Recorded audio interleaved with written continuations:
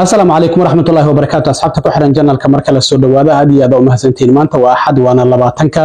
بشا تضباد جولاي سنة كاللبادة كن يوشانيا لباتنكا مقال كان وحربا إنا نذي كل وذاقو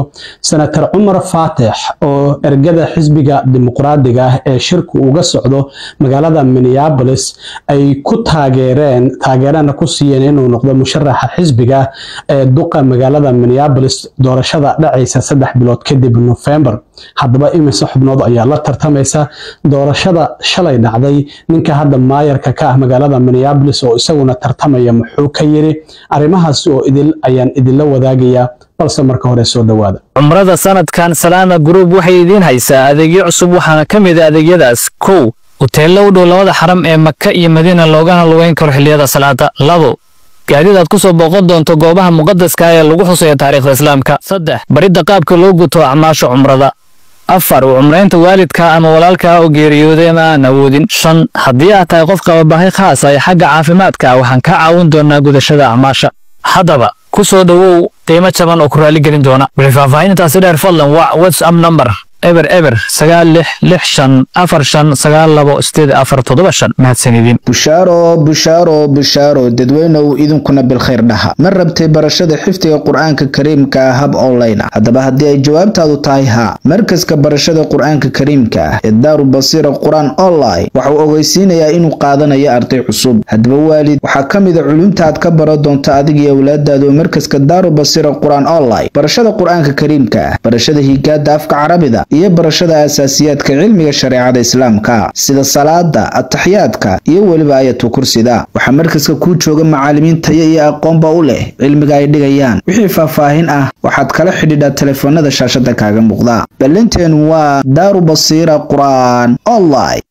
magaalada Minneapolis ee gobolka Minnesota guud ahaan gobolkaasina Soomaalida ugu badan ee ku nool Mareykanka ay degan yihiin ayaa laga yaabaa inay markoodii ugu horeysay Minneapolis ay yeelato maayar Soomaali ah ama duq magaalo oo Soomaali ah waxaana u tartamaya senator Umar Fatix oo ku jira aqalka sanadka ee gobolka Minnesota haddaba waxaa jirtay in ilaa iyo sanadkii 2009 markii u horeysay ergada xisbiga dimuqraadiga ah ay shir ku yeeshaan magaalada Minneapolis isla markaana taageero buuxda ay siiyaan senator Umar Fatix oo codadkii loo baahnaa uu helay maadaama uu u tartamayo xilka maayarka ama duqa magaalada Minneapolis haddaba xubnaha la tartamaya waxaa kamid ah maayarka hadda xilka haya Jacob Frey oo isagu doonaya markiisii saddexaad inuu ku guuleysto duqa magaalada Minneapolis ergada oo 800 gaaraysa waxa ay shirkooda ay ku yeesheen xarunta Target Center oo bartamaha magaalada Minneapolis ku taala 800 waxa ahayd qasab in musharaxu uu helo codadka ilaa iyo 60% marka senator Umar Fatix ayaa helay 60% taageerada ergada xisbiga dimuqraadiga isaga ayaana codadkii ugu badnaa helay sidaas ayaana wuxuu yahay hadda musharaxa ugu cadcad inuu ku guuleysto maayarka ama duqa magaalada Minneapolis doorashada bisha November ee dhamaadka sanadka November 4teeda dhacaysa 3 bilood iyo maalmo yar ayaa hadda ka harsan marka Soomaaliya hala taageero senator Umar Fatix si maayarkii ugu horeeyay Soomaaliya aad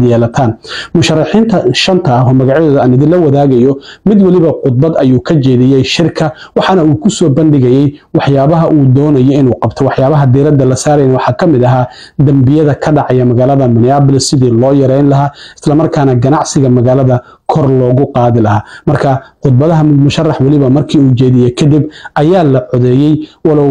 ololaha doorashada ee maayarka hadda xilka haya Jacob Frey ay arintaasi su'aal ka keeneen qaabka loo codeeyay qoraal ay soo saareen sidoo kale waan idin la wadaagaya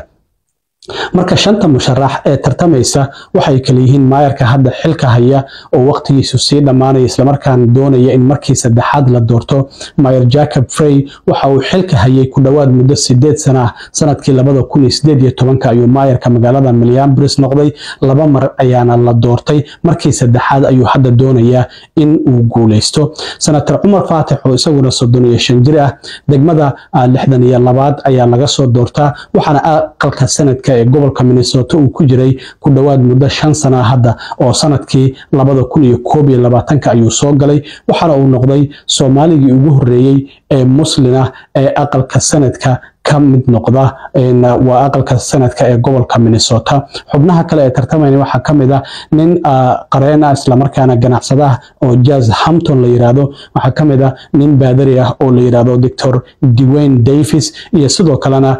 haweeney u dhaqdhaqaaqda arrimaha bulshada dhinaca koonfurta Minneapolis oo iyadana la yiraahdo Brenda Short. shantaasi xubnood ayaa tartamaysa, laakiin labada xubnood ee ugu cadcad waa Senator Umar Fatix iyo maayarka hadda waqtigiisu sii dhamaanaya ee Mayor Jacob Frey. labadoodaba waan la kulmay anigu. Senator Umar Fatix waxaan kula kulmay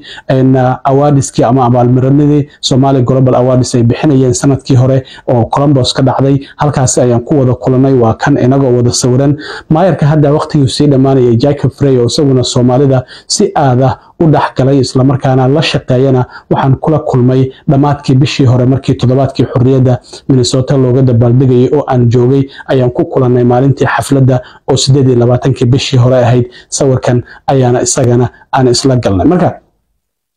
codadkii shalay markii ergadu 800 ay codeeyeen oo Umar Fatix oo helay 60% codadkii la tiriyay. qoraalkan ayuu waxa uu ku soo qoray bartiisa X. waxaana Senator Umar Fatix uu yiri waxay arintan ii tahay sharaf weyn in ergada xisbiga dimuqraadiga ay isiyaan taageeradooda buuxda si aan u noqdo musharaxa maayarka magaalada Minneapolis doorashada soo socota ee November 4 dhacaysa 3 bilood iyo maalmo kadib. waxaana uu yiri taageeradan la siiyay waxa ay fariin u tahay in dadka degan magaalada Minneapolis ay qaatir ka joogaan ballamaha la jabiyo oo ah uu ku eedeynayo maayarka hadda xilkayo uu leeyahay ballamo fara badan oo qaaday ayuuna ka soo bixin iyo waliba codadka veto-ga oo sharciyo badan oo saaray. waxa kamid ah sharci Umar Fatix uu u ololeeyay oo ah dadka darwalada Uberka iyo liftiga wada in lacagta loo kordhiyo oo maayarka uu veto saaray ay jirta. arrintaasi ayuu kala dan leeyahay. waxana uu sheegay iyo sidoo kalena siyaasad aan isbedelaynin oo sidii markastaba ay ahayd ayuu wuxuu yiri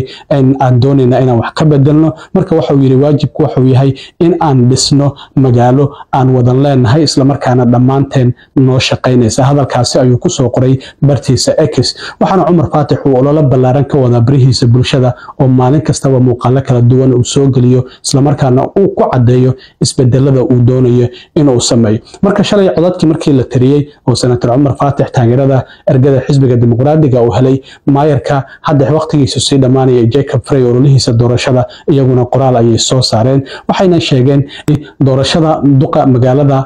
Minneapolis waxa ay tahay inay go'aan ka gaarto guud ahaan magaalada Minneapolis, laakiin ma ahan koox yar oo ergo isku sheegtay inay go'aan ka gaaraan. waxa uu cabasho ka yahay maadaama codadku ay electronic ahaayeen, waxa la keenay codad waraaqaha ayaa la leeyahay. marka meeshaas istamarin ayaa ka jirtay ayaa ololihiisa doorashada uu leeyahay. marka sidaas darteed waxa uu yiri ergada ma ahan inay go'aan ka gaaraan erga yar oo iyagu ismagacaabay. sidaa darteed waxaan u daynaynaa dooqa maayarka magaalada Minneapolis. waxaan u daynaynaa yiri dadka magaalada Minneapolis marka doorashada la gaaro waxayna isbarbar dhigayaan waxqabadka ayuu yiri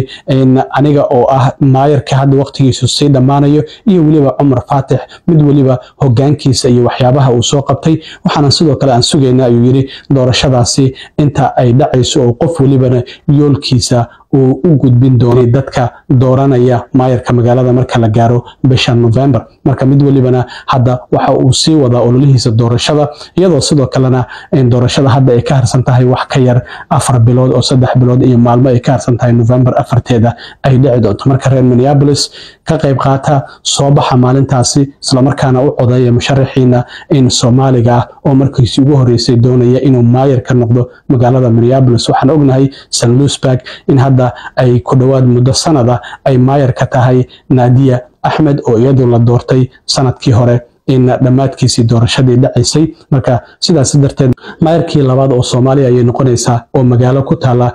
gobolka Minnesota maayar ka noqdo. waxaan ognahay in siyaasadda Ilhaan Cumar ay dhinaca Congress-ka ku jirto, baarlamaanka gobolka Minnesota aqalka hoose iyo waliba aqalka Senate-kana xubno Soomaaliya ay ku jiraan, meelo kale oo kala duwan xilal kala duwan ay ka hayaan gobolka Minnesota. marka waxay noqonaysaa in maayar magaalada Minneapolis ay yeelato oo Soomaaliya. marka waxyaabaha kale ee ka soo kordhay doorashada iyo isbedelada dhaca xitaa waxa aan isku dayi doonaa inaan waraysi la yeesho senator Cumar Faatix oo isagana yoolkiisa iyo waxyaabaha uu doonayo in isbedel uu ku sameeyo in marka haddii uu ku guuleysto